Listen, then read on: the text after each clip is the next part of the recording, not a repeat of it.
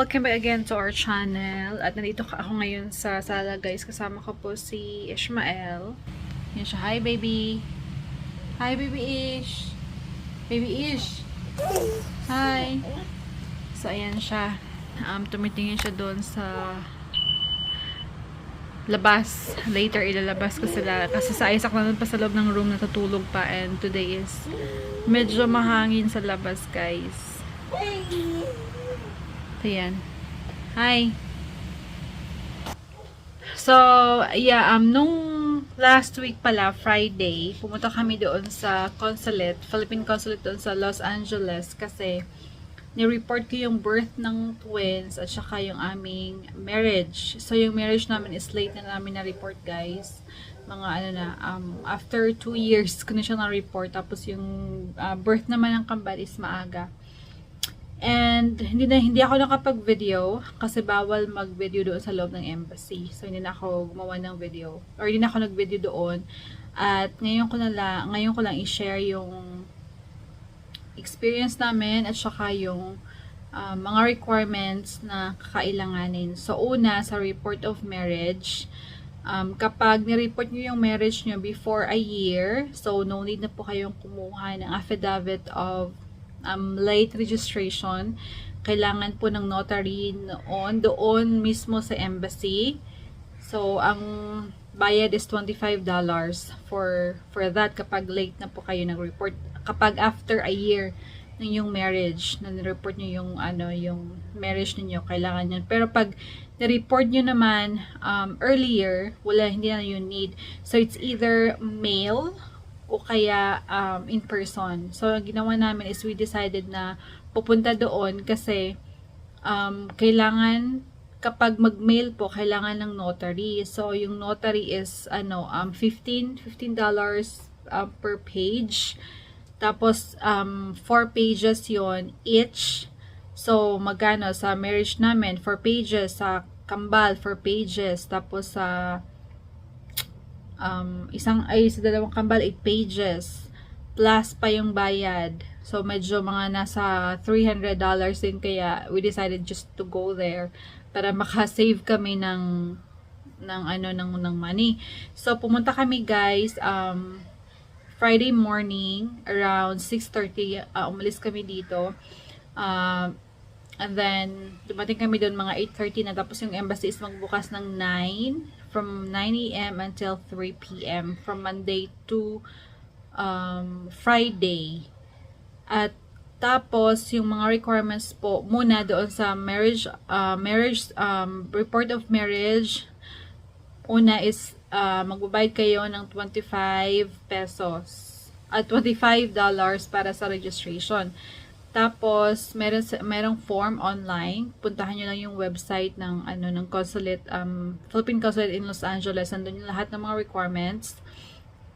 Tapos, may form doon na kailangan yung i-download at saka i-print. So, kapag you choose na email, kailangan nyo pong ipanotary yon, yung form na yon. So, 4 copies yon. And then, yung $25 na registration fee, and then yung form, tapos yung marriage certificate original, 1 original at saka 4 photocopies, tapos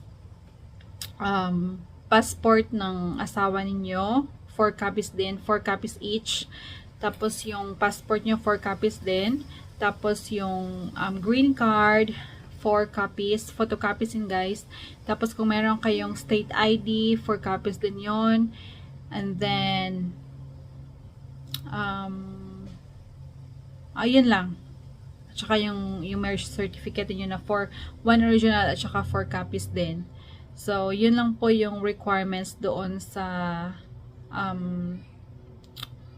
report of marriage, at saka gawa nyo ng cover letter kapag email nyo. And don't forget na magpa-notary. Yan talaga yung kailangan.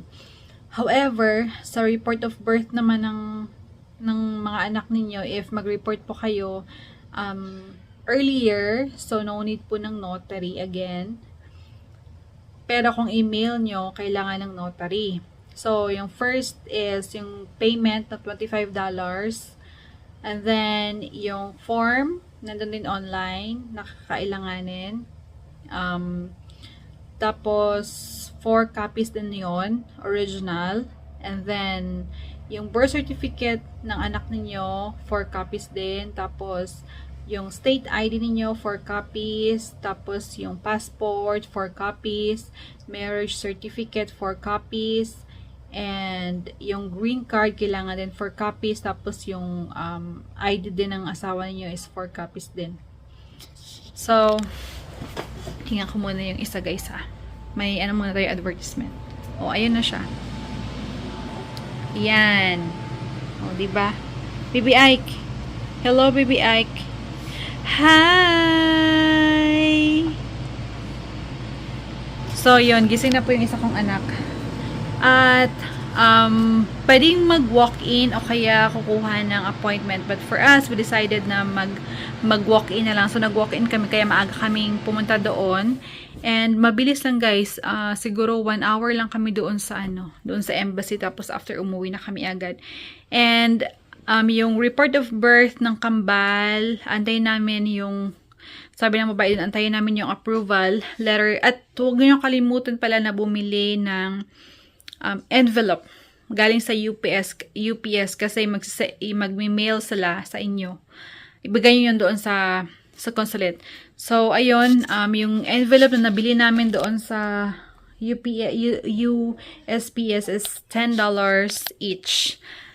And, i-mail nila yung approval letter. Sabi niya kapag ma-receive namin yun, pwede na kaming bumalik doon para sa Philippine passport ng kambal. Ay, oo nga pala guys, nilagay ko din pala yung, yung US passport ng kambal. Kasi, kailangan din yon. And, ayun, saan ba tayo? So, kapag makuha na namin yung approval letter, ibabalik kami doon para sa passport nila. And also, para din sa aking passport. So, sabi ng babae na it takes 2 to 3 weeks ang pag-antay namin. Tapos, kapag mail is mga more than 2 months, I guess, antayin. So, medyo matagal-tagal. At, yeah, so yung mga nabayaran namin lahat-lahat is nasa 100 plus kasi may express sila na $10. So, mga 100 plus yung nabayaran namin kaya nakasave kami ng money. So, yeah. So, yan lang po guys yung aking video for today. Share ko lang po yung experience namin doon sa embassy. Kapag mag-walk-in po kayo, mas maganda na maaga nandun na kayo. Kasi pagdating namin, kunti lang yung tao, tapos umalis kami doon mga 10, medyo madami-dami na. At yeah, yan po yung ating video for today. Baby Ike, say hi. Hi, Baby Ike! So, yung kambal pala is nasa, ngayon, 5 months na sila. So, punta na tayo sa labas, anak. So, yan lang po yung vlog natin for today. Bye, everyone. God bless!